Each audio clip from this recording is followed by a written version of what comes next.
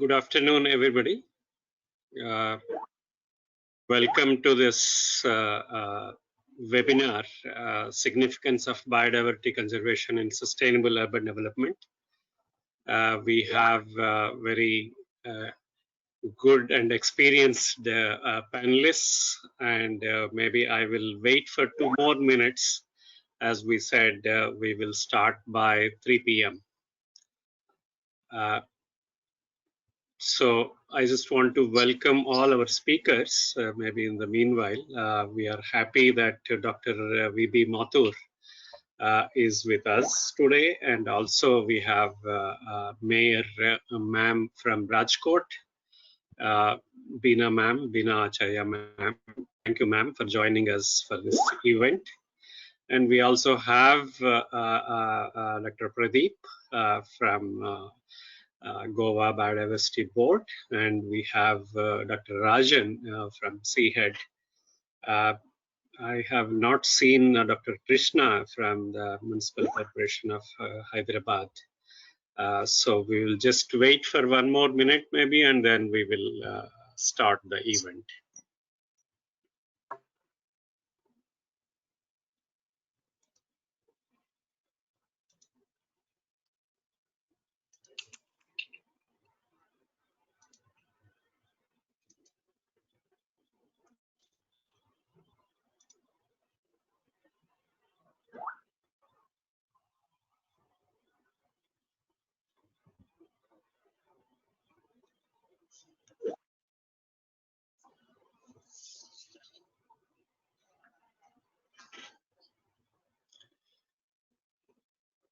All our speakers, can you hear me?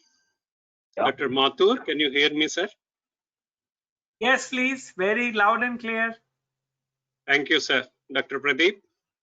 Yes, sir. Very, very clear. Thank you, Dr. Pradeep. Ma'am, सुनाई दे रहे हैं ma'am आपको? मेरा आवाज आ रहा है आपको? हेलो, हाँ आ रही. Okay, ma'am. Thank you. Rajan sir? Yes, sir. Yes, sir. Very much. Thank you, sir. Okay. Maybe we will see that when Mr. Krishna can join from Hyderabad Municipal Corporation, Greater Hyderabad Municipal Corporation. So I am missing him here. But it's 3 o'clock and we have a very limited time today, and very good speakers, as I already said that. So I just want to start this webinar, the significance of biodiversity conservation in sustainable urban development. As all of you know that biodiversity is going to play a major role, and especially at this time, actually, as we are all locked down within our houses or within our offices, wherever you are. And the reason for this is, we all know that is the COVID-19. And we also know that if you don't maintain, if you don't conserve the biodiversity, then we are going to face similar type of issues maybe in future also. We from the organization called ICLEI, ICLEI Local Governments for Sustainability. My name is Imani Kumar. I'm the Deputy Secretary General globally and also the Regional Director for the ICLEI South Asia office. And I'm happy that, as I said, that we have very experienced speakers today to start with particular this seminar. The importance of this seminar, as I said, that tomorrow we have World Environment Day, which is also this year is also on the biodiversity conservation. So keeping that in mind, we have, as an ICLEI City Association, we have organized this particular webinar. And as I said that we have very good speakers, but maybe before I call on Dr. Mathur, I will ask my colleague Mona if you can give us the housekeeping announcements. Good afternoon, everyone. Just a few basic housekeeping announcements.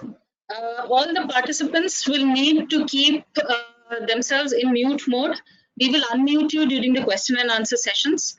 The participants are requested to raise their hands in the raise hand option in the panel of the chat which is there. This is during the question and answer sessions, and we will unmute the specific participant at that time. Participants are all encouraged to type their questions at any point in the chat box. Please do indicate who this question is directed to. The moderator will read out the questions received during the question and answer session. If you have any technical issues or any other questions, please feel free to use the chat option. And we also have a request to all participants, please fill in the survey questions before you exit the webinar at the end of the webinar. Thank you so much. Thank you, Dr. Mona, for keeping us, giving us the information on the housekeeping activities. As I already said that this is very much important, and we have Dr. V.B. Mathur. He is the chairperson, National Biodiversity Authority, is with us. So without wasting any time, maybe I will ask him to start. But before that, maybe I just want to introduce Dr. Mathur. Dr. Mathur is currently the chairperson, National Biodiversity Authority, and he has served more than 3 years at prestigious Wildlife Institute of India, including as the dean and subsequently as the director for the WII in Dehradun. Dr. Mathur is appointed as the 11th chairperson of the National Biodiversity Authority on the 1st September 2019. The NBA is a statutory body of the Government of India for providing advisory and regulatory services on all matters relating to the biodiversity conservation and management. Dr. Mathur joined the Indian Forest Service and topped the 1983-85 IFS professional course at the Indira Gandhi National Forest National Academy, Dehradun. He obtained his doctorate degree from the University of Oxford, United Kingdom in 1991, and he is also the regional vice chair of the IUCN World Commission on the Protected Areas and member of the International Association of Impact Assessment. He has now spent over 3 decades in actively contributing to a wide range of training, research and academic programs in the field of biodiversity conservation, and he has also an extensive experience as an international trainer, and his special interests include the natural resource conservation, heritage conservation, environmental and strategic impact assessment, and biodiversity informatics. With a reach of experience, and I'm so happy that Dr. Mathur, from your busy schedule, you have taken some time for all of us. Sir, we have more than 300 registered participants with us today, and I just want to invite you, and the floor is yours, Dr. Mathur. Thank you, Mr. Kumar, for your nice words. I will take one moment to put up some slides which I want to do. One moment. Can you see these slides now?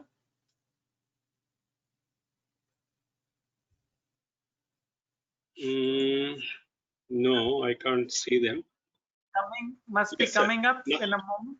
No, yes, sir. Now I can see them. Now you can see them? Okay. Yes, sir. Okay. So thank you very much for giving me this opportunity. I must say that in my regular life, I deal more about the forest biodiversity, and not so much as the urban biodiversity, not that it is not important. And I must also say that a few months back when I joined the National Biodiversity Authority, I got an opportunity to visit Singapore under an ICLEI project, and I could see for myself that what transformation that small city has brought to an urban landscape. The point I'm making is that the divide between forest biodiversity and urban biodiversity is gradually shrinking. And as Mr. Kumar mentioned, that one of the contexts of our discussion today is the current COVID pandemic, where the entire humanity is affected. We are facing humongous consequence of that. And as you try to analyze that, you realize that what you do in the forest settings affects you in the urban settings, and vice versa. When what you do in the urban setting also then leads to changes in the forested environment. So meaning thereby that these are interlinked, and there are some very important lessons for all of us to see, that we manage both the urban systems and the rural systems and the forested systems in a much better manner than what we have been doing. Now, interestingly, if you look at this slide, this is a recent study by the WWF, and I have now titled it as the urban-rural dynamics, or in the context of your organization like ICLEI, forests versus cities. It's not really versus. The point is that if you look on the left, what you see is an intact forest, is a forested landscape. And in this forest, all kinds of animals and plants occur. The large mammals occur, the smaller mammals occur, the bacteria occurs, the viruses occurs, microorganisms occur, and so on and so forth. And there is a continuous exchange which goes on between these animals from one taxonomic group to other taxonomic group. But still, what we say in science, the balance with the environment and the different species is maintained.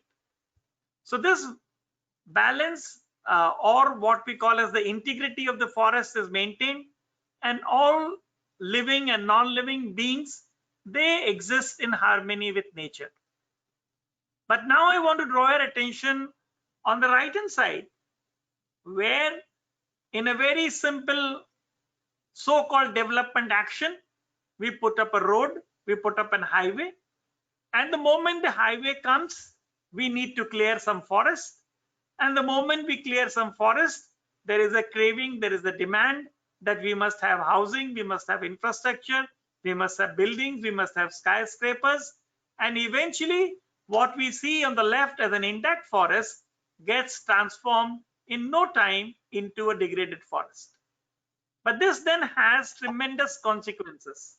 All those species of plants and animals and microorganisms that I talked about, which you saw are living inside the forest, they now change their course.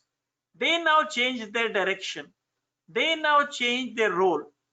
And what we now see is that the viruses, the bacteria, the pathogens from these wild animals, they start moving into other wild animals and then into humans.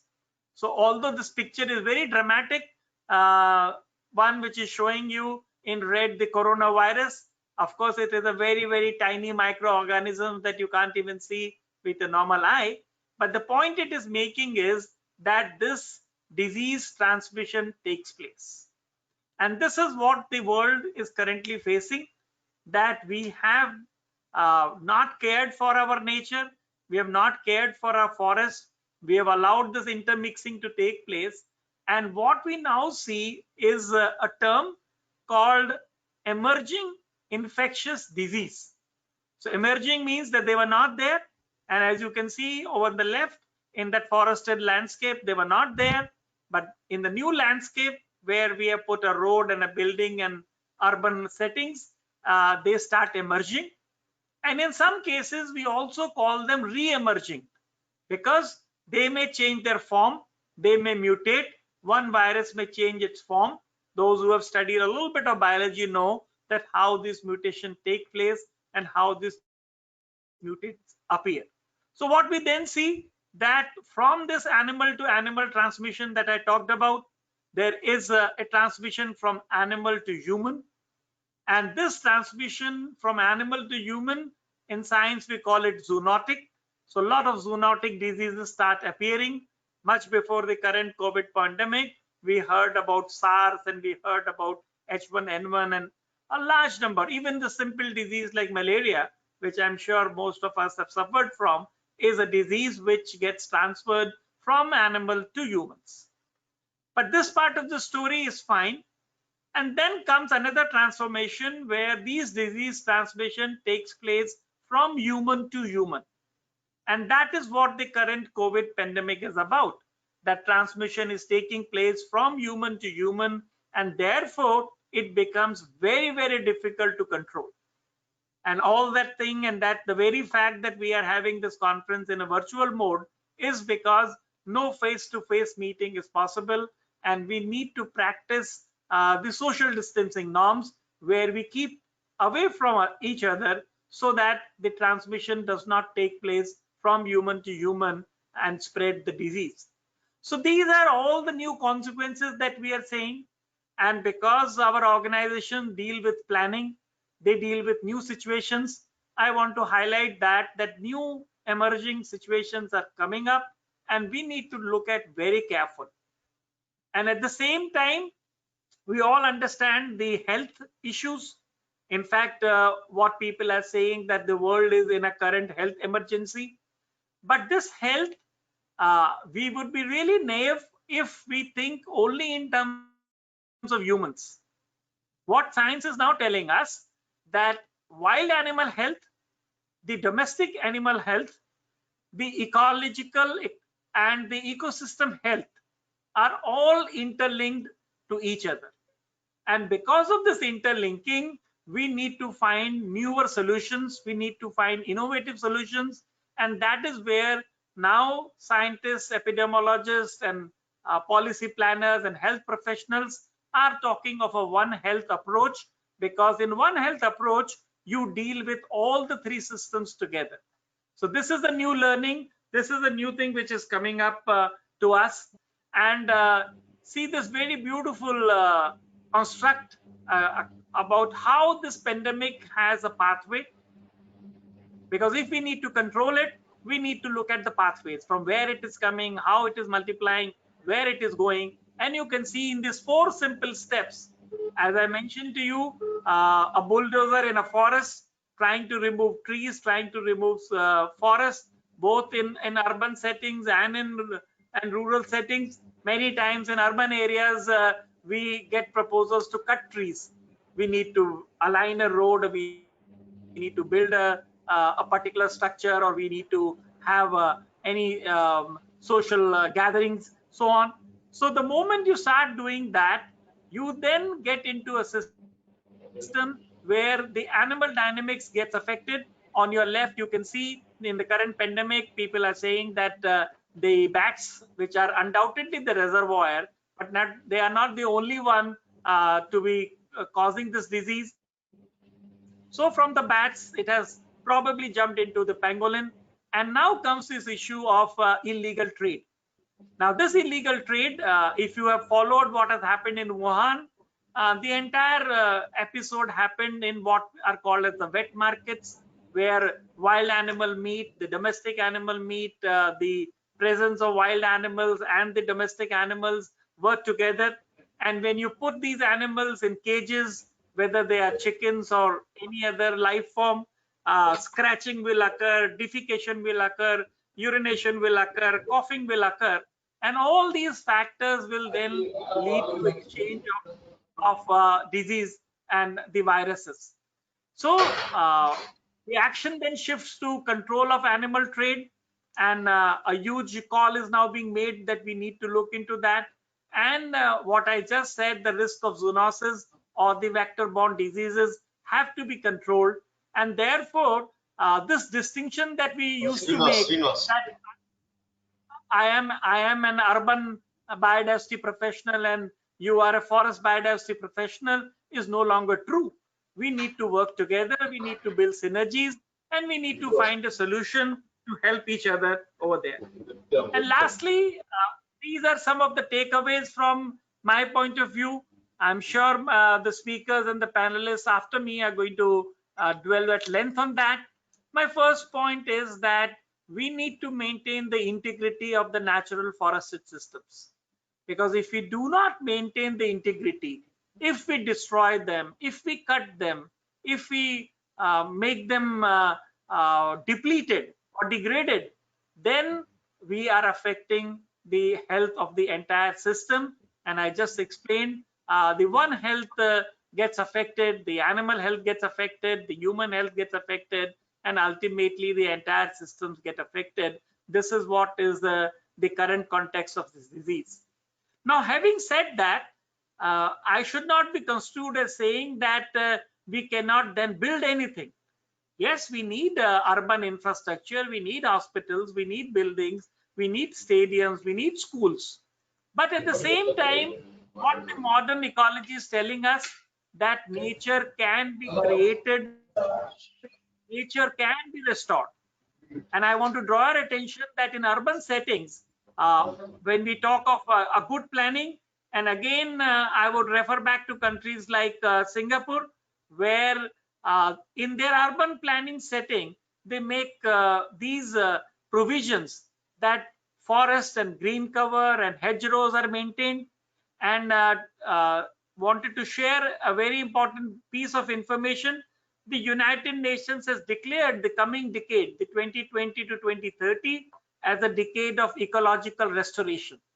So yes, damage will take place, destruction will take place, but if we are conscious about restoration, then we can also help in restoring what we are destroying. So that is again a very important message for urban planners and all those people who have to deal with the urban infrastructure and planning. And lastly, I would say the word which is now very, very important is the word mainstream. Now, mainstream in simple terms means that, for example, in our country, if you say, you might say that it is the Ministry of Environment and Forest and Climate Change which is responsible for all forest and biodiversity conservation. Yes, in terms of law, in terms of constitution, in terms of parliamentary enactments, yes. But there are other ministries, ministries of rural development, agriculture, water resources, urban planning, urban infrastructure, railways. All these ministries have also to cooperate, because it cannot be just the responsibility of one ministry alone while others keep mocking at it and have their plans and policies which goes against the conservation. So this is a new learning for all of us, and I would like to make a very strong plea that we need to plan for these kind of new thinkings that are emerging. We need to look at mainstreaming in all sectors of development. This country of ours cannot just be progressing in one sector, however good it is. So if health sector needs to move forward, it has to take the agriculture sector in confidence, it has to take the forestry sector, and together only we should be able to move ahead on that. So with these words, I once again thank the organizers for their very timely move of organizing this webinar, and I'm very sure that in the next 1 hour or so, we will be able to have more ideas from our fellow panelists, and the large number of people who are listening to us in this virtual mode will also have an opportunity to talk to us, to send their questions. And on the eve of the World Environment Day, which is actually tomorrow, the 5th of June, it is celebrated. I would like to extend the warm wishes from the National Biodiversity Authority and for myself. So thank you once again. Thank you all. Bye-bye. Thank you, Dr. Mathur. Thanks for sparing your time here today for this important topic.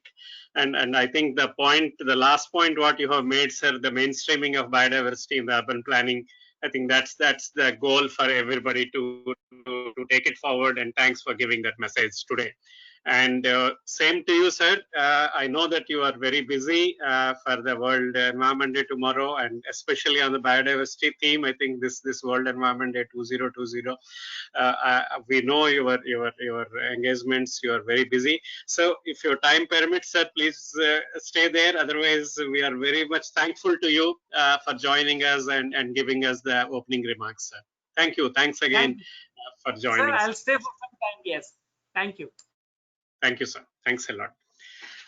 As Dr. Mathur already said, that biodiversity has a very significant role to play in the urban planning, and his point, I think, not just only forestry or urban, there are not two different things, and you should keep them together.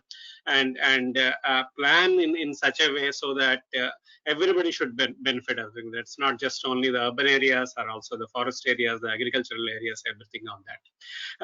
So as the topic, what we were saying today is the significance of biodiversity conservation in the sustainable urban development, and there is a lot of link as what we are facing right now.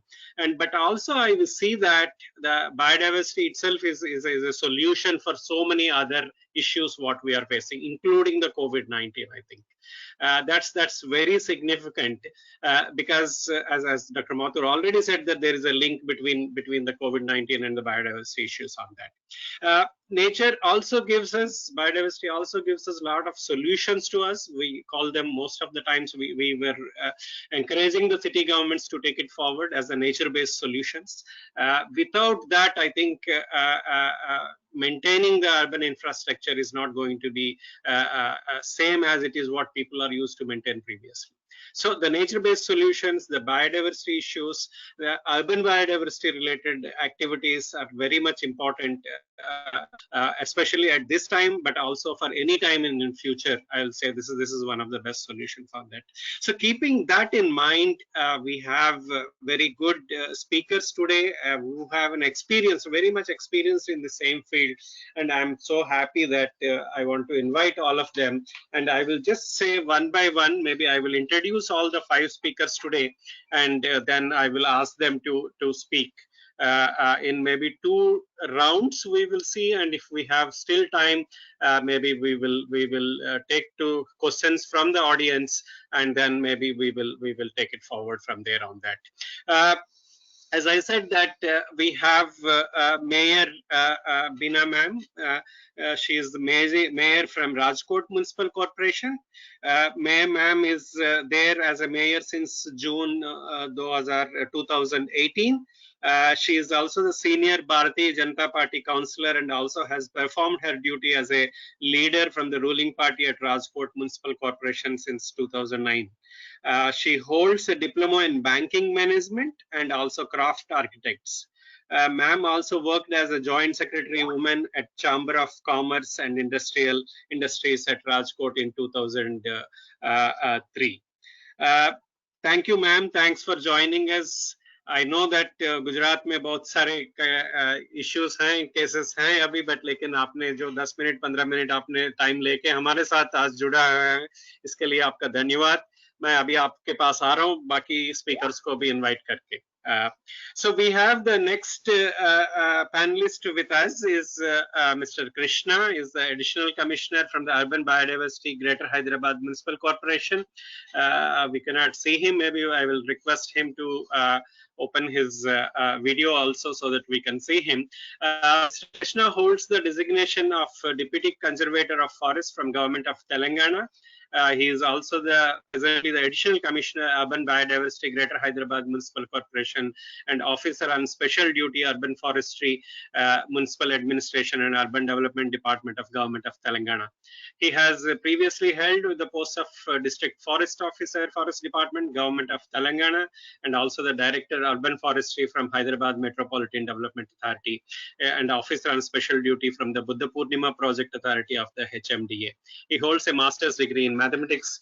Dr. Krishna, welcome, sir. Welcome on to the team on that. We also have Dr. Pradeep, is the member secretary, Goa State Biodiversity Board. Thank you, Dr. Pradeep, for joining us. And just to introduce Dr. Pradeep, he has a doctorate in the earth sciences and is also a certified lead auditor from the QMS, EMS, and OSHA standards on sustainability, social sustainability systems. Apart from being the member secretary of the Goa State Biodiversity Board, he is also the head of the Department of Goa State Wetland Authority, and is also the nodal officer for the state level steering committee on NAFCCC, and also member of the Goa State Environment Protection Council and member of the State Technical Advisory of Goa State Urban Development Authority. Thank you, Dr. Pradeep. Thanks for joining us here with us. We also have Dr. Rajan, one of the very experienced person from the South. Thank you, Dr. Rajan, for joining us. Dr. Rajan is the Director for Center for Heritage and Environment and Development. CHED is a research and development wing of Kochi Municipal Corporation. Dr. Rajan has been the Director for the Center for the CHED for the last 13 years, and he has more than 18 years of work experience in the development of heritage, environmental archaeology, urban development, and international and academic settings. He has rich and varied experience and has held several important positions like Program Director, Nodal Officer, and Program Director for Center for Heritage Studies, Urban Development and Culture, Government of Kerala, and he has also been actively involved in many research works focused on the conservation of the heritage areas of the Kochi along with its development. As the director of CHED, Dr. Rajan is actively engaged in the city's heritage conservation, city development, and environment and conservation projects. Thank you, Dr. Rajan, for joining us with us in this webinar. Thanks to all of you. Maybe as I was told that Mr. Krishna has a meeting and he can't continue for the entire time with us. Maybe I will ask him if he is available. Krishna Sahab, if you can tell us what are the highlights being taken in your city, in Hyderabad city, or as in the urban area, HMDA area, maybe on the biodiversity conservation. Mr. Krishna, can you hear me? Can you speak?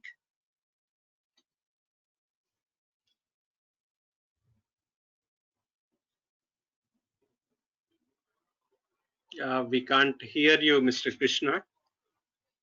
Anandan, we need to unmute Mr. Krishna. Krishna sir, can you hear me? So he has self-muted himself. Krishna sir, you have to unmute yourself.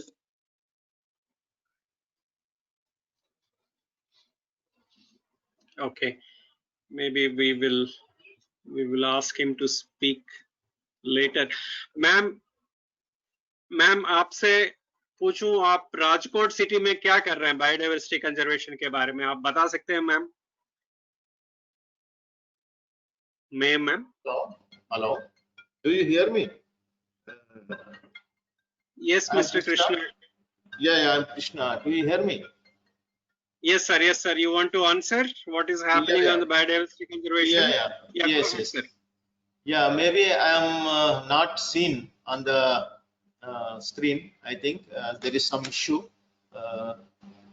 No issues. Yeah, because do you hear me? Yes, sir. Yes, sir. I can hear you. Yeah. So regarding biodiversity conservation efforts in Hyderabad, so I want to share few things here. So in this Hyderabad city is a metropolitan city. We are having an area of 650 square kilometer area, and the population is around 1 crore population is there in Hyderabad city. If we add the urban agglomerations around Hyderabad city, it may be more, the population will be more. So if we see the Hyderabad scenario in Hyderabad city, so as the population increases, as there is migration of rural population into Hyderabad city, there is lot of changes are taking place in urban landscape.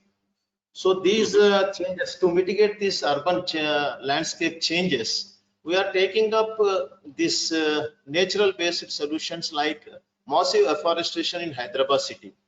So the first basic main thing of the government, Telangana government, is to protect the existing greens and woodlands and water bodies existing in the city, Hyderabad city.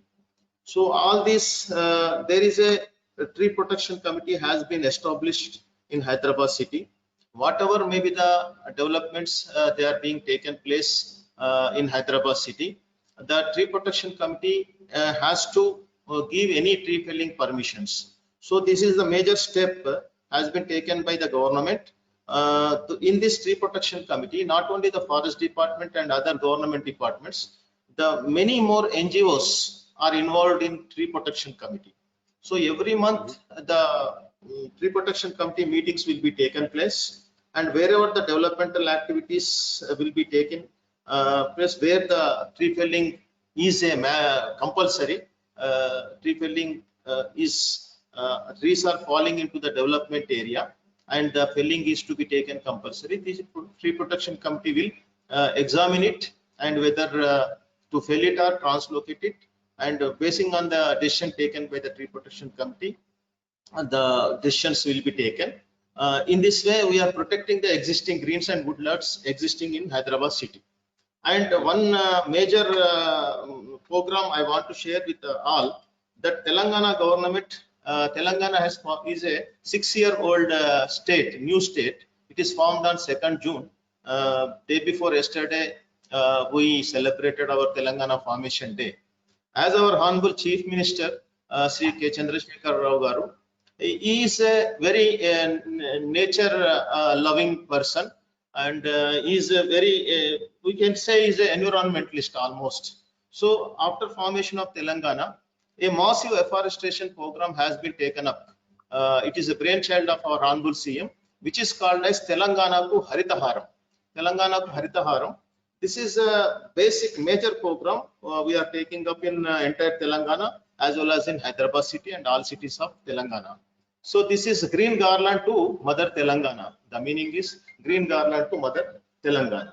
So in this Telangana Haritaharam program, so the GHMC, the Greater Hyderabad Municipal Corporation area, has been given a target of 3 crore seedlings to be planted in a span of 6 years, which involves not only the tree plantation and as well as the homestead plant distribution to the households in the city to create awareness and love among towards the nature and greenery. So in the same way, Hyderabad Metropolitan Development Authority, the GHMC is the core area of Hyderabad city, and around it we have Hyderabad Metropolitan Development Authority, that is comprising of area near about 7,500 square kilometer area. So similarly, we have Urban Biodiversity Wing, a specialized wing in Greater Hyderabad Municipal Corporation. Similarly, we have a Urban Forestry Wing in Hyderabad Metropolitan Development Authority. All the officers in GHMC and HMDA in Urban Forestry Wing, they are from Forest Department or Horticulture Department, working on deputation basis, and who looks after the greenery in entire Hyderabad city and surroundings. So in this regard, I want to say that we have recently the Telangana. I am just giving the bullet points, please. So the government of Telangana has amended Telangana Municipal Act in Telangana state. I think no state has amended their municipal act in recent days, and Telangana Municipal Act has been amended by state government, in which it has been made mandatory. It has been made mandatory that 10% of the total budget spent by any urban local body should be a green budget. So whatever the annual budget of any ULB or GHMC is there, out of which 10% of the budget mandatorily be earmarked for development of greenery during that year. So this amendment has been made in Telangana Municipal Act, and further to add for this, any greenery has been developed by the urban local body. So it has the public representatives like councillors and chairpersons and councillors. They are made responsible for protection of the greenery, and wherever there is less survival percent, because for example, if we are taking up any plantations in any municipality or GHMC, any ward or this council area, so if any plantation is taken up, if the councillor or the public representative fails to protect the greenery, and where the survival percentage is less than 85%, and the action will be initiated against that public representative.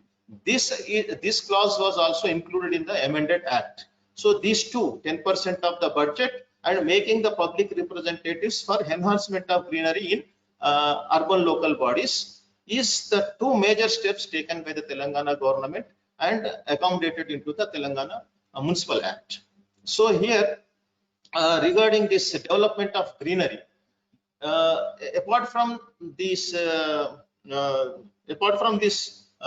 taking up this greenery, apart from this protection of existing greens, so what we are doing in Hyderabad city, so we are taking up major chunks of plantations under Telangana Haritaharam program. So as we see, these avenue plantations, we treat them as the most important and visible greenery in the city, and the avenue trees are also part of streetscaping. So we are trying to create a dedicated tree line along all the roads existing in Hyderabad city. So that is the one type of activity we are taking up. And development of parks.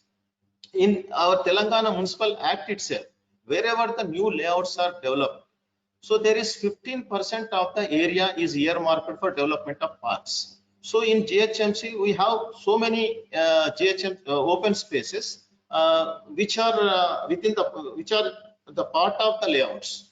So we are taking up parks and tree parks in these all open spaces with involvement of residential welfare associations and handing over the parks and tree parks to the colony welfare associations for maintenance aftercare. So apart from this, during Telangana Haritaharam program, we are distributing homestead plantations so that the awareness is created among the residents and to create love towards the nature, and they take protection of the plants whichever are planted in their colonies and open spaces. So apart from this, the another new initiative is taken by Telangana government is around Hyderabad city, we have almost 75 75 forest blocks which are under the ownership of forest department, and as everybody knows, forest is under concurrent list. So these 75 forest blocks are within the vicinity of 30 kilometers around Hyderabad city, forming the major chunk of areas and urban lung spaces. So to create these forest areas, very accessible to the public nearby. So the Telangana government has identified about 75 forest blocks, and we are making them into urban forest parks, in which in every forest block, the 20 to 25 acres of the area will be developed as a visitor zone, and the rest of the area will be treated as a conservation zone. So these 20 to 25 acres of area in the forest will be developed as a visitor zone, which involves all type of activities without disturbing the sanctity of the forests. So these urban forest plots, we are developing almost 25 to 30 urban forest parks are developed and being utilized by the residents of Hyderabad, and it is a very successful project being taken up by GHMC and HMDA as well as Forest Department. So this flyover greenery is also one initiative and work taken up by GHMC. And apart from this, we have 185 lakes in GHMC area. 185 lakes in GHMC area. I think maybe if you can, we have very less time here actually. So yeah, I will close. Yeah. Just 30 seconds. So these 185 lakes, which are almost polluted lakes, we can say, because of different reasons, sewage inflows and all these things. So we are treating these lakes. By construction of wetlands and STPs. So apart from this, there is a Musi River beautification project is also going on for 57 kilometers of length of Musi River, which is flowing from the midst of the Hyderabad city. So these are the few activities which are being taken up Hyderabad, in Hyderabad, Imani garu. Thank you, Mr. Krishna. Actually, I think the two important points what you have made, the 10% budget, the green budget, what you are calling it, and making city representatives, the councillors are responsible for urban conservation, urban biodiversity. I think those are the 2 points, and a new municipal act, what you are talking about, there's very good points. Maybe they are the ones. I will say I think these are the ones maybe other cities and other states can also take it up when they look into the amendments of into their municipal acts. Thank you, sir. Thanks a lot. Thank And you. if you have time, join us, continue, but we'll come back to you, sir, on that. Thank you. Thank you. Thank you, sir. Ma'am आप मतलब राजकोट में क्या हो रहा है, आप बता सकते हैं मैम बायोडाइवर्सिटी कंजर्वेशन में?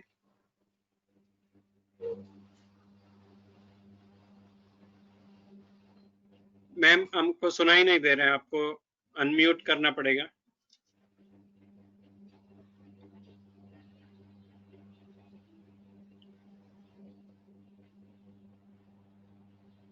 हमें सुनाई नहीं दे रहे हैं। Anandan, can you unmute? अभी सुनाई दे रहा है? यस मैम, आप सुनाई दे रहा है? हाँ। यस मैम, बताइए। अच्छा, हाँ, राजकोट शहर में हर साल 1 लाख से ज्यादा पौधा लगा जा रहा है और साथ साथ उसके आसपास इकोसिस्टम जैसी वनस्पतियां, पक्षियां, अन्य आदि जीव होते हैं, उसकी रक्षा भी अत्यंत महत्वपूर्ण होती है। इसलिए राजकोट में बायोडायवर्सिटी समिति की रचना की गई, साथ में जिसका उद्देश्य शहर में बायोडायवर्सिटी रक्षण करने के साथ साथ नेटिव स्पीशीज का मॉनिटरिंग, डॉक्यूमेंटेशन और लोकल अवेयरनेस करना जरूरी है, वो भी राजकोट सिटी में हो रहा है।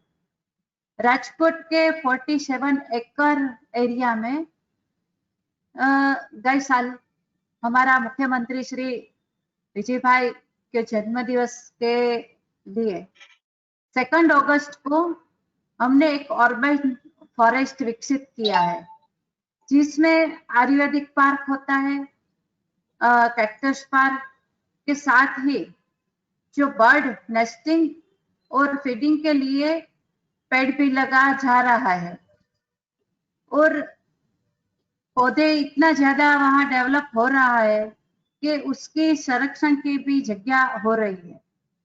और राजकोट शहर में लालपरी, रांदड़ा जो लेक है, वहां भी सारे पंछी लोकल भी है, बाहर से भी आते हैं, उसके लिए लैंडस्केपिंग से डेवलपमेंट भी हो रहा है, बायोडायवर्सिटी रक्षण का कार्य भी वहां भी हो जा रहा है। इसलिए राजकोट में ये सब डेवलपमेंट भी साथ साथ हो रहा है। और प्रदूषण, जो हीट वेव और प्रदूषण से बचने के लिए लोगों के लिए स्वास्थ्य सबके विविध प्रयास भी राजकोट शहर कर रही है। राजकोट शहर में ग्रीन कवर भी बढ़ाने के लिए और हीट आइलैंड और पॉल्यूशन की असर कम हो जाए, इसलिए स्वास्थ्य भी अच्छा रहे, इसलिए राजकोट महानगर पालिका ने SID एक फंडेड कैपेसिटी प्रोजेक्ट अंतर्गत वार्ड लेवल ट्री डेसिडेंटी और नेचुरल एसेट मैपिंग किया गया है। और जिस वार्ड में ट्री डेसिडेंटी कम है, वैसे ही क्रिटिकल वार्ड आइडेंटिफाई किया है। उसके अलावा हीट आइलैंड मैप और ट्री डेसिडेंटी मैप को साथ देखने से पता चलता है कि कौन से वार्ड में हीट का प्रभाव ज्यादा है। इसको ध्यान में रखते हुए एक वार्ड में हम ग्रीन कवर बढ़ाने के लिए गत वर्ष 2 लाख पेड़ लगाए गए थे, जिसका मॉनिटरिंग बायोडायवर्सिटी समिति का द्वारा होगा और जिसमें ट्री डेंसिटी बढ़ेगी। ले राजकोट शहर में ज्यादा से ज्यादा पौधा भी लगा जा रहा है। इसके अलावा 47 एकड़ एरिया में अर्बन फॉरेस्ट विकसित करने से और राजकोट शहर में लैंडस्केप प्लानिंग भी ट्री डेसिनेंसी और लोकल बायोडायवर्सिटी में वृद्धि हो जाती है, जो हीट आइलैंड और एयर पोल्यूशन प्रभाव करने में के साथ साथ कार्बन सिंक से रूप में भी काम करेगा। इन सभी प्रयासों से लोगों का स्वास्थ्य अच्छा रहेगा और शहर का क्लाइमेट भी लेवल भी अच्छी बढ़ेगी। इस बायोडायवर्सिटी के प्रति अवेयरनेस काफी हम कम है और जन भागीदारी, इसलिए हम राजकोट में ये सब पौधे लगाने के जा रहे हैं। प्लानिंग के साथ, लैंडस्केपिंग के साथ राजकोट सिटी का हम काम कर रहे हैं। Hello, thank you ma'am. I think आप इतना अच्छा काम कर रहे हैं वहाँ पे, जो आप मैं सुन रहा था आपका जो अर्बन फॉरेस्ट एरिया के बारे में बात कर रहे हैं और वार्ड लेवल एसेट मैप के बारे में बात कर रहा था आपने, और 47 एकड़ का आपने जो अर्बन फॉरेस्ट्री का वो जो बनाया, ये सब काम अच्छा किया आपने। ये कंजर्वेशन का काम अच्छा चल रहा है आपके लीडरशिप में और आपका चीफ मिनिस्टर का शिप का लीडरशिप में। ये सब पौधे का उसको सेव करने के लिए आपका कितना पैसा खर्च कर रहे हैं, कुछ आइडिया है मैम? आपका बजट में कितना पैसा इसमें जा रहा है ये अर्बन फॉरेस्ट्री? बजट हम बजट लगाते हैं और साथ जन भागीदारी से हम काम कर रहे हैं। सारी संस्थाएं भी साथ में आती है और स्कूल भी आती है सब, और जन भागीदारी से राजकोट में ये काम चलता है। ओके। सो पब्लिक पार्टिसिपेशन भी, मतलब जन भागीदारी से भी सब काम हो रहे हैं वहाँ पे? हाँ, यहाँ ये राजकोट में यही हो रहा है। और सब गुजरात सरकार से भी अर्बन फॉरेस्ट के लिए हमारे यहाँ ग्रांट भी आई है। Okay. Thank you ma'am, thanks for आपने शेयर किया हुआ आपका जो राजकोट में जो क्या हो रहा है वहाँ पे बारे में, बायोडायवर्सिटी के बारे में। थैंक यू, और आपका टाइम लेके इस वेबिनार में ज्वाइन किया उसके लिए भी धन्यवाद ma'am. And may be time मिलेगा तो हम एक और क्वेश्चन पूछेंगे आपसे, अभी बाकी लोगों के पास जा रहा हूँ। Thank you ma'am. Pradeep ji I have not seen it, but maybe Mr. Pradeep, yeah, you are. So can you tell us, sir, what is happening in Goa state or Panaji city, whatever? I know that you are also the member secretary, Goa State Pollution Control Board, so Biodiversity Board. So please tell us what is happening in your state. Dr. Pradeep, the floor is yours. Thank you, sir. Thank you for inviting. I hope you can all hear me. Yes, sir. I hope you can hear me. Yeah. I would like to start with the fact that in our state, there is an economic revival committee which is looking at the revival after COVID-19. And I'm very happy to convey that people's biodiversity registers, which are prepared by the municipalities, they are in very preliminary stage, but they have been taken as very important documents, which will be considered in future for certain decision making. And I'm very happy to say that these are some of the initiatives which we were taken, and we never knew this could be of use for economic revival for COVID-19. So that is something which makes us also do the exercise very seriously. And since this will be used as a basis, I'm quite sure that the municipalities will also now look at these PBRs very seriously, because it is believed that this is one of the participatory process which gives result to this PBR. And I'm very sad to say that participation was poor. But now, since the state government is considering this as a basis of economic revival, I think Mona will have more work, because ICLEI is also our technical support group for preparing people's biodiversity registers. So I would start with the thing that utilization of open spaces. We always find that there are open spaces designated in many municipal councils, but normally these open spaces become dumping yard for something. And we took a small initiative and we converted one such open space in an urban area into a herbal and butterfly garden, so that the people around around these places who are staying in small flats do not have their own place to grow, say, aloe vera or tulsi or adulsa or these things. They can go to near, they can own this the purpose is that this open space will become a community owned, like an open library. This could be an open herbal garden. However, it is yet to realize on the ground, but we have made the garden, and slowly we are trying to involve people and do that, because it takes a long time. So that is one thing, and I think the importance of such open spaces is very much realized during COVID, because people were locked up.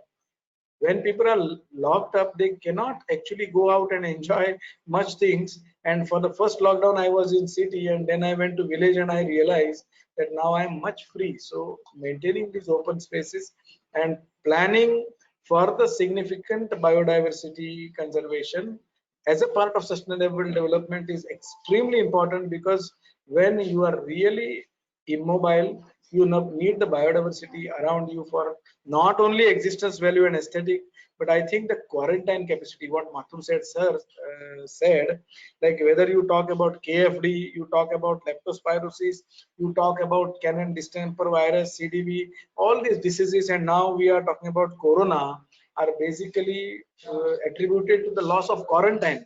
And I'm sure of the opinion that whatever biodiversity we lose in the urban areas, we cannot maintain some garden somewhere in the village and make up for it.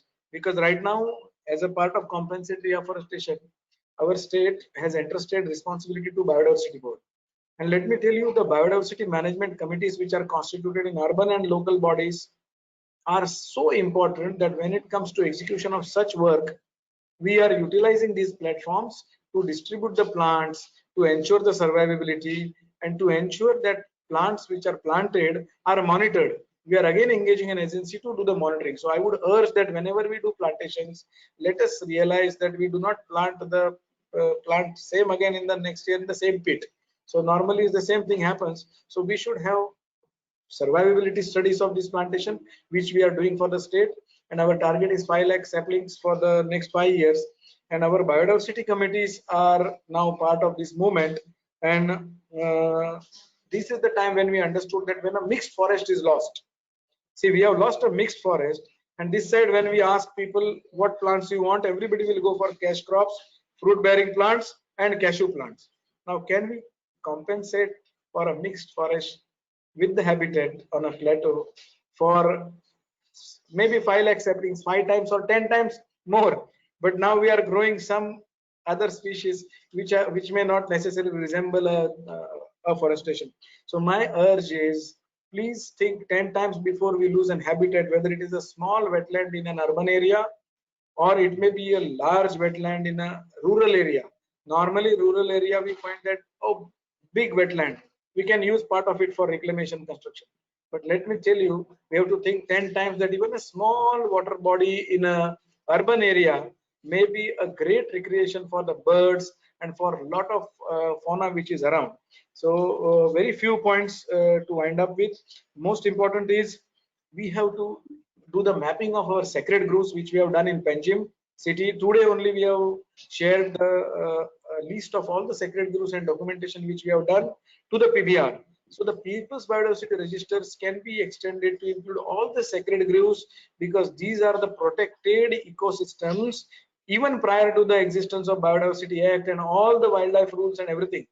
The communities had felt that these are important spaces of biodiversity.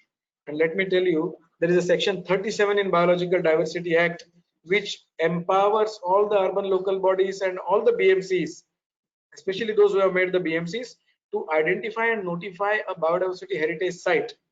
And some of these sacred groves could be directly notified as heritage sites, and you could be able to preserve these as important ecological patches. Coming to the important interventions that I suggest for urban bodies, one could be storm drain management, because this is a very, very neglected area. People only talk about watershed, rainwater harvesting, but storm water drains, most of the times pre-monsoon maintenance is not there, and many times they are inverted also. That means the water does not flow where it is intended to be, and there is choking up, because most of the solid waste which doesn't go into an organized system enters into these storm drains. So I would request that at strategic points there has to be desilting chambers. There should be a maintenance chambers for storm drain. It's a very important area. Then if you ask me, preservation of lakes, wetlands, of course it's a very, very important. The entire country is going through the process of identification and notification of wetlands. I would urge all the local bodies, wherever you find wetlands, include them in your people's register, and please send it to your respective wetland authority so that you can prepare a brief document and notify these as a wetlands, so that you can also avail the central funds, and more importantly, you can protect these and important ecosystems. Then, while talking about significance of biodiversity, there are ancient houses, there are old houses where we find a lot of biodiversity. It may not be only in the form of jungles and in form of trees around you and parks around you, because parks are organized. Let us try to preserve even small patches of unorganized forest, small shrubs. And the good news about this pandemic is we found that many fallow lands, low-lying lands, which were otherwise not cultivated, were cultivated this time because people were really free. They could grow some vegetable in these places. And lastly, about the mangrove interventions, I would like to say that in the city of Panjim, we have mangroves, where there was a plan to develop a mangrove park, basically for a boating and all these things. There was a plan which may be happening in due course, but let us not forget the value of the mangrove from the point of view of apiculture, from point of view of nursery ground for the fish which is there in the water bodies. And there were many salt pans around these mangrove patches. If they could be revived, I think that would be a very important thing for us states like Kerala. And we have used the platform of BMCs to create mangrove nurseries. This is an important concept. And Mangrove Society of India, where I'm also on an executive committee, we were thinking that why not to develop such mangrove nurseries in other states also. And there is one mangrove center in Cochin, I believe, so that Cochin University, where assistance can be availed for this. And I think these are some of the few glimpses, and we have recorded the glimpses of biodiversity of Panaji, and we have made a coffee table book. This is the way how you can actually make people look at your biodiversity when it is there on the floor of, on the tables of your hotels and the important libraries.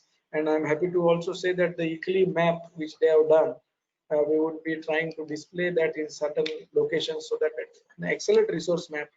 And I'm happy to convey that even Telangana contacted me and they asked me, how did you make this map? Who made this for you all? And can we get a copy? So this shows that it is a really good work. I thank you all for calling me, and I think it's a good panel discussion. I'm very eager to hear others. Thank you so much, sir. Thank you, Dr. Pradeep. I think the one point what you started with, economic revival from PBR, that's the clear message to everybody. Top from the top, even maybe if Prime Minister is listening, I want to tell him also. That is where I think, because everybody is talking about economic revival, and you have said that maybe PBR can be one of the best maybe instrument to start with, and then take it forward further after that. Thank you, sir. Thanks a lot for that. Maybe if time permits, we will come back to you. Dr. Rajan, I think the floor is yours, sir. I know that a lot of issues are happening related to the elephants. There were some questions also regarding that, but maybe how the conservation, what is happening in Kochi, and how your seahead is really helping, maybe not only in Kochi and other areas in Kerala. Maybe. Dr. Rajan, floor is thank you very much for inviting me to be part of this important discourse. I really feel like, how is it like calling for a discussion and made to wait till the end? In any way, it's great. I'm listening to all panelists. It's been a great educating process. For me, I'll talk a little from the journalistic point of view. Say, like in the context of COVID-19, I would say this COVID-19 pandemic has really highlighted the various fault lines in our planning, in our society, in our economy.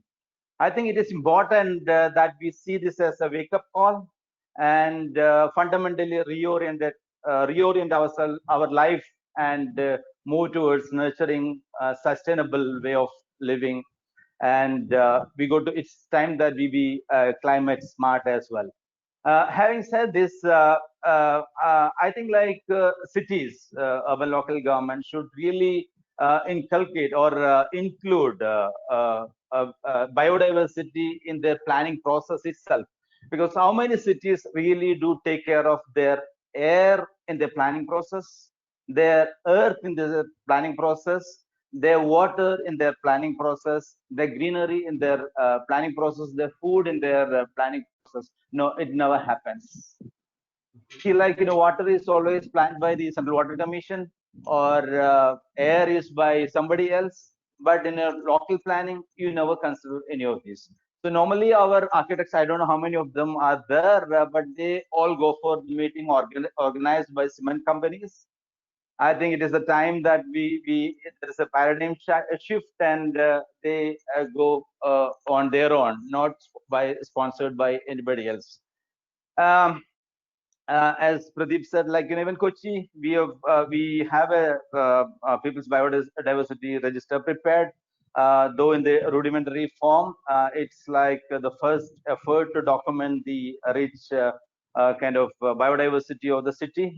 We are the second biggest Ramsar site in the country. The city of Kochi is on the banks of the Vembanad Lake, which is supposed to be the second biggest Ramsar site. And any work to protect this biggest lake, second biggest lake in the city, is a big effort to kind of preserve the biodiversity of the entire state of Kerala. So the state government and all the local governments along the Vembanad Lake been doing a lot of work, and ICLA has come forward and kind of helped us preparing a resilience plan, because we are almost on the mean sea level. Any change in the sea level rise would inundate half or large part of the city. We have been working a lot on that.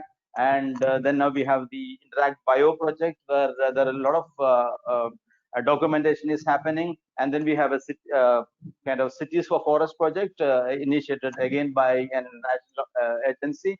So we have a lot of projects happening in the city, and our kind of effort is to put all these into the planning process. Until and unless you kind of include all this as a mandatory thing in your planning process, nothing is going to really work, because biodiversity cannot stand alone as a separate thing, because you'll always have this question of economy and environment. So I think it is very important that we kind of include all our projects, all our ideas as far as biodiversity is concerned in our planning endeavors. And I think that is what I got to say in this session, in this part of the session.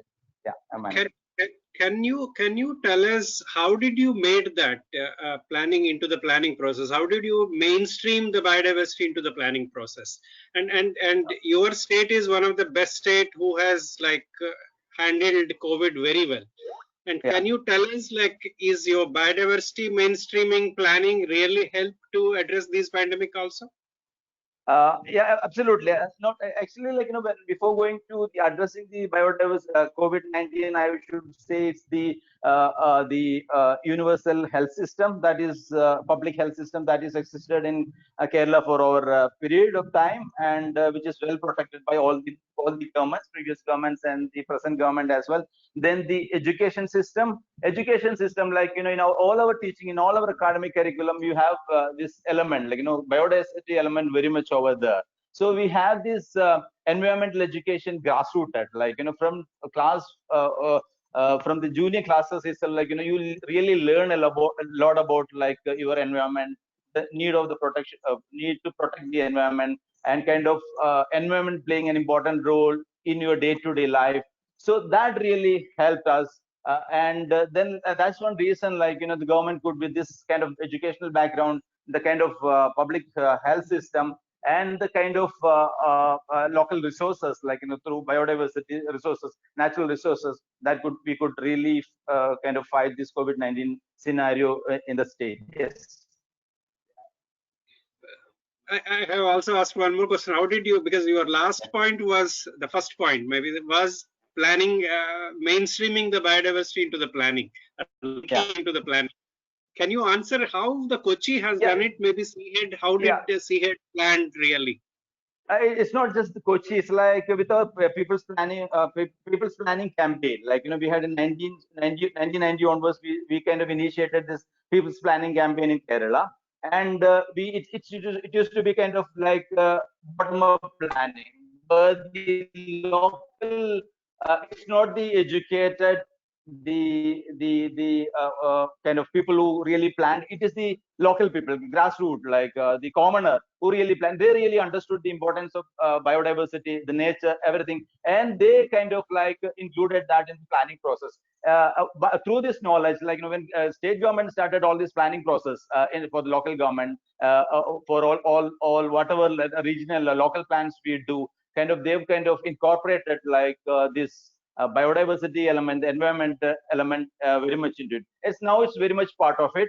But like even having said this, I would certainly say like we are not at like very serious about our air, not very serious about our water, food, of course, and then urban green in the sense like it's kind of reducing the numbers, like the percentage. But once like these all work together strongly, I think like we would achieve the desired results in this regard. Yeah.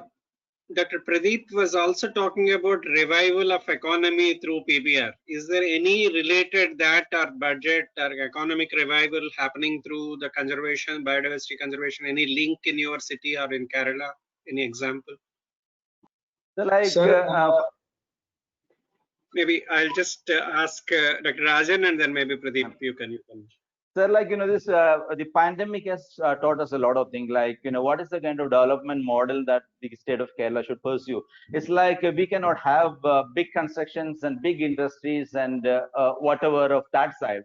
So we'll have to really go into the marine wealth, the forest wealth, natural resources that we have, and tourism, of course.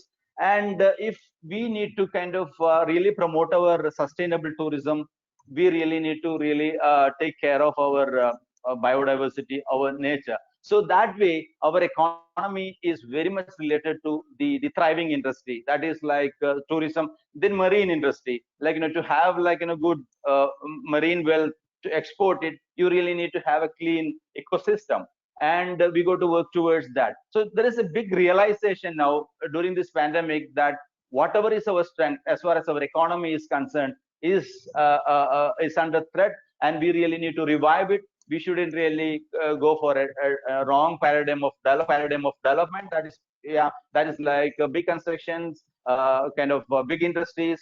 We really need to go the sustainable way, since we are in a very delicate ecozone, that is Kerala. Yeah. Thank you, Dr. Rajan. If you have to give one statement on we don't want to talk about that, but the barbaric act happened, incident happened in your state. The elephants, 2 elephants have died. A lot of public outcry is happening all over the India. Anything you want to tell us? I would say poachers are a universal phenomena. Let us not attribute anything. I think like it happened in Kerala, it shouldn't have happened, but like poaching is a reality. It's happening everywhere. Somewhere it is like seen, somewhere it is not seen. Kerala, whatever is said, and like there is a serious effort to conserve our wildlife. Our forest department is very strong, but then we have a stronger poaching group as well. And I think like that is the poacher groups are the poaching groups are the real force behind such acts, and it has to be condemned. But then I don't there is nothing more than that. Like all this kind of like anti-social elements should be controlled everywhere. But then our kind of wildlife is numbers of wildlife is not dwindling, it's really increasing. That shows that like government is doing a lot, but miscreants are there. This kind of elements are everywhere in the world, and then we should condemn that strongly, whether it happens in Kerala, whether it happens in wherever, in Gujarat or UP or wherever. I think there is always this element in our society, always like they are after forest wealth, they are after wildlife. I think like we should have strong rules and regulations, and then we should also have stronger force to kind of control this. And as a society, Kerala society would never kind of allow this to happen. But as you know, so many other things happen, individual kind of actions, and we cannot blame the the forest department or the society as a whole for this gruesome kind of an incident. Yes. Thank you. Thanks for sharing your ideas. And I think the point what you have said, the mainstreaming of biodiversity, bringing biodiversity conservation into the planning activities, look into an integrated picture rather than taking it one either air, water, or waste or other things. I think that's a good message, Dr. Razan, what you are giving that, and I think that is where every city, not only in India but maybe all over the world, should take care of that. Actually, thanks for joining us and giving your share on that. Maybe one last question to Dr. Pradeep. I just want to ask you: do you see? I know that a lot of activities you are doing under your leadership. How the awareness of conservation, biodiversity conservation, is going to impact? Like, because Rajan is saying that we have an educated class, so that's why we have taken care of a lot of things. You want to throw any light on that awareness, or how do you mainstream the biodiversity conservation? Maybe during this pandemic time, one biggest difficulty we had, being a very small state, is that all our supply of vegetable, milk, fish, meat, whatever, at least fish is available, but other things come from other states. So when this lockdown was there, people really were struggling to get the deficit supply, and that is when Honorable CM spoke about becoming self-sufficient. We may not compete to supply vegetable or other things, but to at least achieve our self-sufficiency. This was a slogan. And when it comes to self-sufficiency, even it was not possible to get some seeds from outside, and we first time realized that looking out for seeds of land races, many people did not have these seeds, whether it is 7 Regis ladyfinger or 9 Regis ladyfinger, which are our famous things, and these are the economic products. And there is where biodiversity and economic linkage is very strong. When we are not able to get external supply, the slogan is to become self-sufficient. And I think that is why our PBRs are looked upon, because in which village which varieties are available and which seeds can we take, and that has introduced us to go for community seed bank like concept. So I can tell that these are the difficult times when we are thinking of going back to nature. And I think this has given some breakage, because see, our major income was mining, second was tourism, and then other things. And when mining has shut down for last so many years, this time even tourism has gone down. Where do we get? And the there is no GST, because there was no billing for last 2 months. So almost 90% GST going down. Where does revenue come from? So these are the times when people are looking at the agricultural sectors, horticulture sectors, fisheries sectors. And I think this is the time when biodiversity will get maximum importance, and we have to ensure that we do maximum in these times. Thank you. Thank you. Maybe one more question to both of you, and Madam se bhi main pooch leta hu. Rajan Saab, how can we institutionalize all these efforts what you are talking about? I know that mainstreaming and planning what you are talking about, how do we institutionalize? Like an organization like CHED should be there in each and every city. Do you propose that? Or how do we put all these efforts in an institutional manner so that if Dr. Rajan is not there, still the things will continue in the city?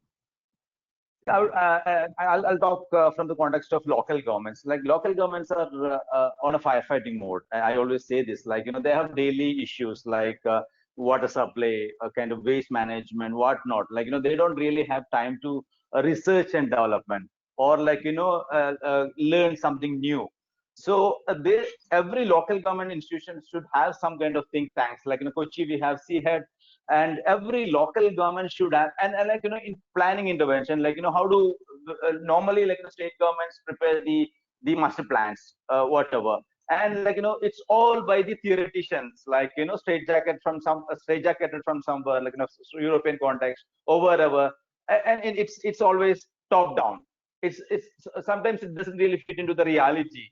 So what we really need to do is, like, homely ground, like locally grown talent. For instance, like Interact Bio projects, like we have a person called Alex, Dr. Alex over here. He knows the local reality very, very well. He really understands environment. He really understands economy, understands politics, he understands people, and everything. So, and then that person is working for the city. And that makes a lot of difference makes a lot of difference. And that's the kind of think tank, that's the kind of manpower support we need to give to the local government. And CHED certainly is a model, because we have a lot of such resources, a pool of resources, coming and working and helping the city. And that's one reason we are kind of, even this context of COVID-19, Kochi is one of the urban centers in Kerala where these cases are least reported, because break the chain campaign is practiced very, very well, and all the sanitation protocols are followed very, very well by the people. So there is communication, interaction, and there is a communication and interaction between the policymakers, that's the mayor, the council, and the people. And we have a linking institution, a bridging institution called CHED.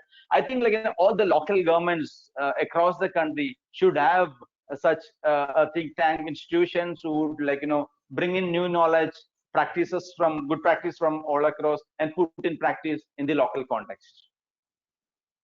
We may need also maybe thousands of Rajans all over India. There are better Rajans all around India. Okay. Dr. Pradeep, what is your take on how do you institutionalize the biodiversity conservation? With your PBRs, I said that yes, that is giving the results, but how do we institutionalize the things? Sir, there are already so many initiatives taken by different departments. I think the way is to converge them, remove the overlaps, and that's what we are doing in our climate change action plan, where we have really tried to map which are the various schemes which are doing same things, like maybe animal husbandry doing something, same thing, agriculture is doing same thing, water resource department is doing. Can we converge? Can we have one central agency? That's what we are trying to do, a central secretariat for reporting. Because if you take one aspect, like whether it is climate change, then everything what is urgent, what is vulnerable, everything is related to that. And if a common reporting platform is there, somebody is there to ask you, what are you doing? Why is this not achieved? Then I think we will be on a track, and that's the way we can use this new mechanism of BMC's network, which is relatively better. And we are little different from Kerala on that there the standing committees of panchayat are BMCs, and we really have autonomous BMCs within the panchayat, where the BMC chairperson sometimes is a doctor, sometimes is an ecologist. There are some NIO scientists who is also a BMC chairperson, need not be necessarily village panchayat sarpanch, and that makes us a little different. That yes, even in municipality, out of 14, in one municipality we have chairperson who is not a chairperson of BMC. Of course, majority of the times, sarpanch or the president of the village local body wants to retain a chairpersonship, but now the air is being created, people are trying to be more active, and we are having good people, so we can maybe activate this network to really institutionalize. That's what my take on it. Thank you. Dr. Rajan, you want to say? As a Pradeep sir, even our biodiversity management committee is not constituted by councillors, it's by the experts. 4 members are we have specified from academic background, from the traditional knowledge system, we have people from all different walks of life part of this biodiversity management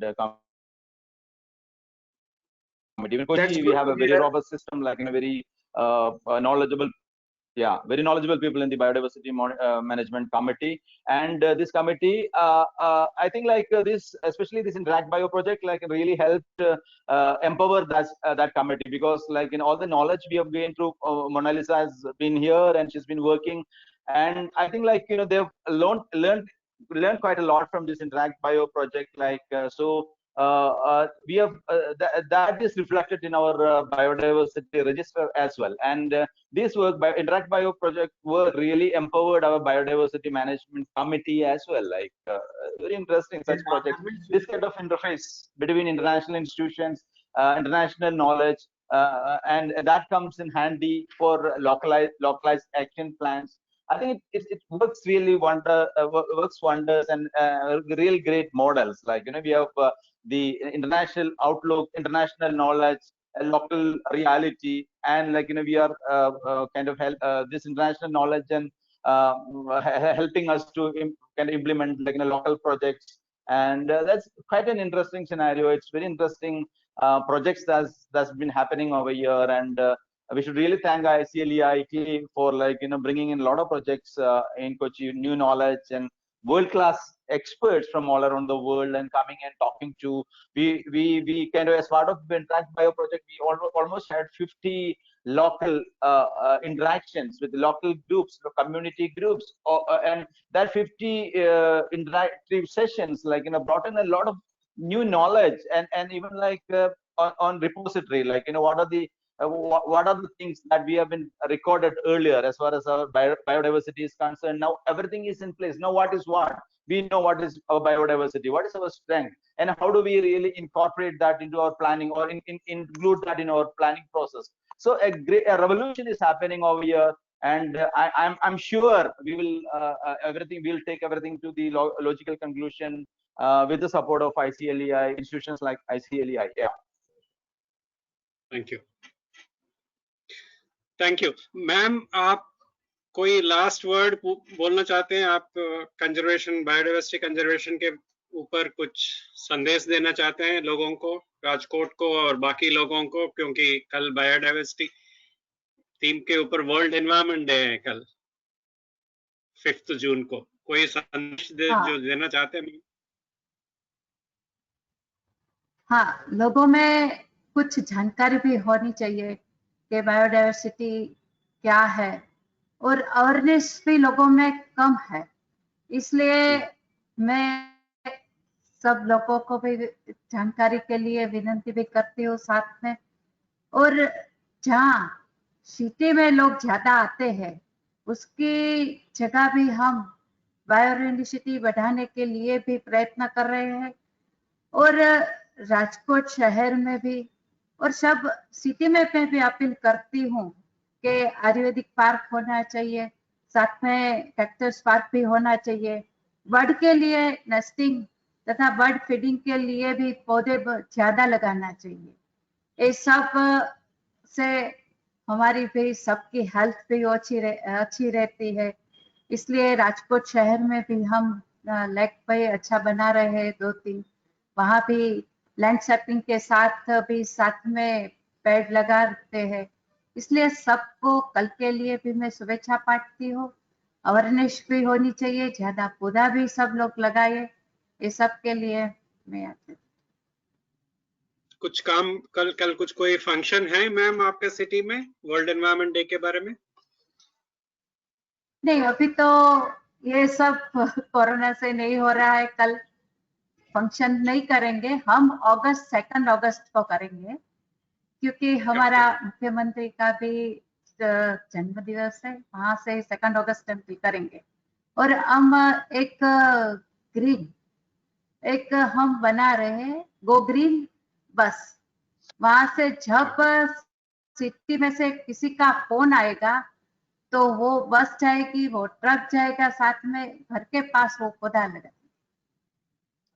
ऐसा हम 2 अगस्त से start करेंगे. 2 अगस्त से start करेंगे. Okay, thank you ma'am, thank you.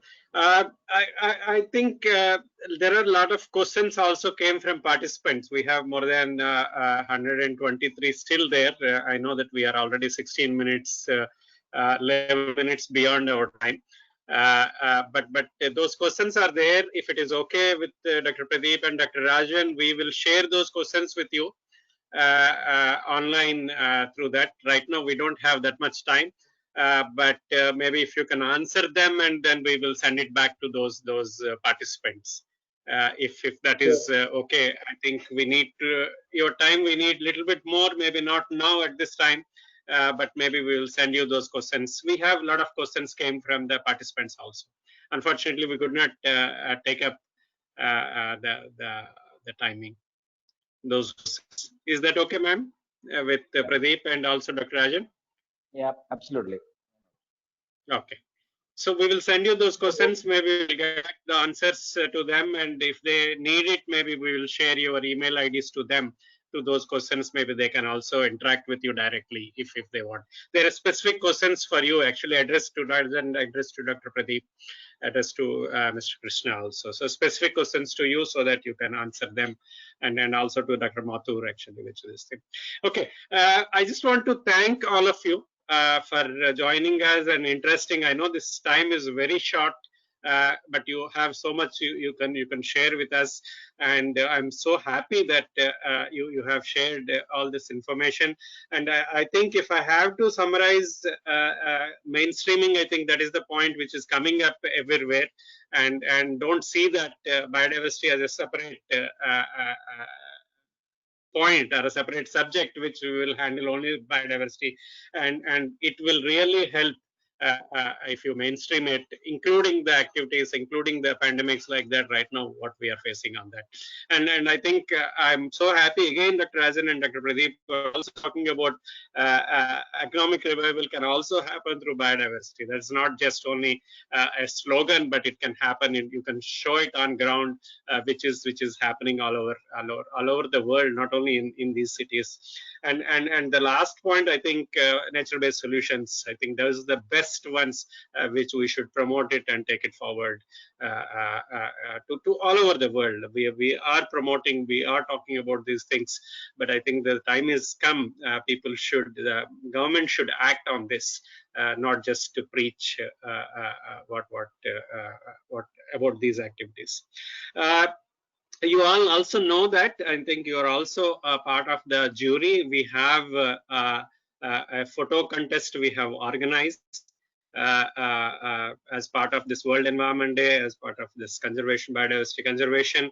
And we have the results which we have told them that we will announce them. So maybe 2 more minutes I will just take, and I have the slides, the photographs which we have showed them. So I just want to thank everybody. Maybe can I have the next slide? These are the ones which we have. First slide again. We have total 175 entries. We have got them. We were expecting only 40, 50, not more than that, but we are so happy that there are 175 entries. And thanks to everyone who has shared their photographs. And these are the jury members, including Mayor from Gangtok, Dr. Rajan, Krishna, Pradeepji, Shreyash Sadhav, he's our adventure explorer, nature and wildlife photographer, and Mr. Fabian is award-winning German freelance photographer, and myself. I was also so I could not exactly give the scores yesterday when I started giving that, and which photograph how much I should give. Very good photographs what we got on that. So out of that, this is our first prize. Maybe we can show that prize, the first prize photograph. Yeah, this is the first prize, Mr. Paritosh Sonavani, predator versus prey. This is the one, and a very important point he brought it up. The relationship between predator and prey maintains the delicate balance of an ecosystem. This is what the description he gave us about this photograph. And this game on a summer eve left us strained, for both the beasts stood watchful in front of the other for a while, showing inevitable respect for the predator, and interesting revelation when the tiger walked away with a generous heart. Very interesting situation, and this is the prize. The photograph what got the first prize. Congratulations, Mr. Paritosh. I don't know whether you are there in the call or not, but we will send you your money. And thanks for participating, and congratulations on winning the first prize. Can we have the second prize? 2 second prizes we have. One of the second prize.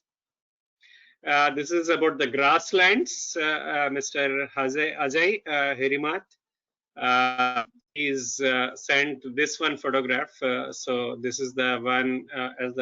We have 2 photographs.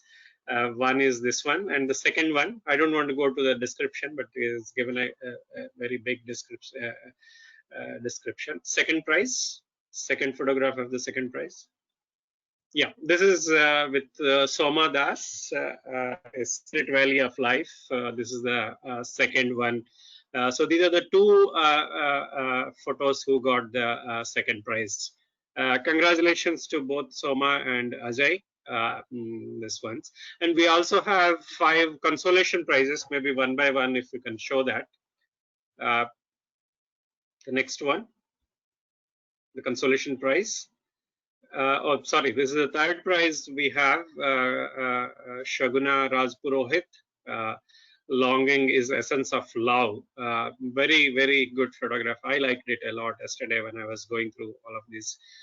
This is the third prize what we got. Can we have the consolation prizes, the photographs? The first one in the consolation, we have 5 consolation prizes. Rajdeep Mitra, the pink blanket is got the consolation prize. Next one, I'm not going to go through the description, but yeah, we will announce them on the website. The second one is Mr. Vijay Goramba. Is the way up to the mountain is always longer than you think. What seemed so near is still very far. This is the second consolation prize. The third one is by Mr. Markand Pardesi, Goose and Duck at the same place. This is a very interesting photograph to see that one. This is the consolation prize, third consolation one. Next one. Fourth consolation prize goes to Mr. Guru Rana, the rare and precious. That's what the title he gave, and also there is a description of that. The next one is about Mr. Pranav Kaiparat, the Between Life and Hunger. Very good one again. And again the consolation prize. The last one. Yeah, that's it. So I just want to thank all the jury members again, and also all the winners who have win this contest. We will share those prizes to all of you, the money prizes, and congratulations to all of you on that. So I think I just want to stop here. Thanks, ma'am, for joining us. Dhanyawad, बहुत धन्यवाद आपको. I know that important time this is. आपको mayor साहब बहुत सारे काम होंगे आपके लिए, but लेकिन हमारे साथ आप जो 1.5 घंटा जो time spend किया. Thank you, ma'am. Thanks a lot on that. Mr. Dr. Pradeep, thank you, sir. Thanks a lot, and wish you all the best for your work in your city. We are happy that we are working with you under your leadership in Goa, and we will come back to you and see what we can do together in Goa, not only in Goa, not only in Panaji, but maybe the entire India. Dr. Rajan, thanks a lot for sharing all your thoughts, sir.